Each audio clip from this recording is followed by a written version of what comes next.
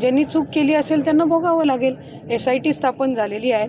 या संदर्भामध्ये राज्याच्या मुख्यमंत्री महोदयांनी पहिलीच ही स्पष्टता दिलेली आहे की वेगवेगळ्या पक्षाचे, मग ते शिवसेना उद्धव बाळासाहेब ठाकरे गट असो, शिवसेना शिंदे साहेबांची असो, राष्ट्रवादी काँग्रेस पक्ष अजितदादा असो, राष्ट्रवादी काँग्रेस पक्ष पवार साहेब असो, भारतीय जनता पक्ष असो, आणखीन काही असो, वेगवेगळ्या पक्षांच्या नेते मंडळींचे त्या ठिकाणी फोटो आलेले आहेत।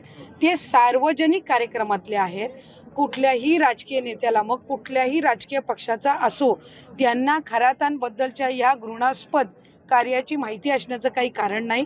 आणि त्यामुळे आपण कुठल्या फोटो आले, कुठलं काय आलं याच्यावरनं तर्कवितर्क लावण्यापेक्षा मूळ मुद्दा काय आहे की ज्या पीडित महिला आहेत त्यांना न्याय मिळाला पाहिजे, त्याच्यासाठीची म्हणून स्थापन केलेली SIT आहे।